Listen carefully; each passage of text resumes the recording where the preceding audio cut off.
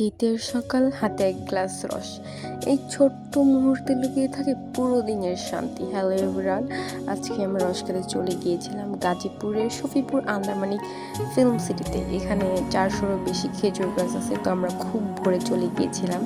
আমরা একদম গাছ থেকে রস পাড়া দেখেছি। তারপর আমরা সেখান থেকে 2 লিটার রস নিয়েছি। প্রতি লিটার রস 120 টাকা, আর বোতল নিলে এক্সট্রা 10 টাকা, 130 টাকাতেই হয়ে যাবে।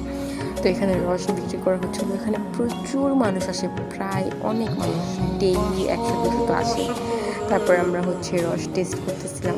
আমার কাছে খুবই মজা লাগছে, অন্যান্য জায়গার থেকে এখানকারটা খুবই ভালো লাগছে আমার কাছে, মিষ্টি।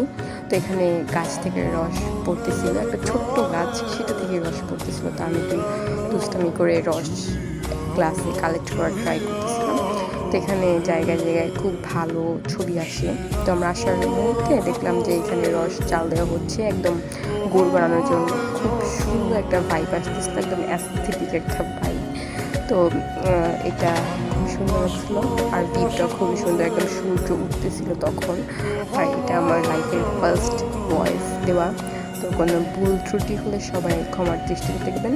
লোকেশনটা আমি ক্যাপশনে দিয়ে দেবো। আজকের জন্য এখানে বিদায় নিচ্ছি। সবাই ভালো থাকবেন, সুস্থ থাকবেন এবং আমার জন্য দোয়া করবেন।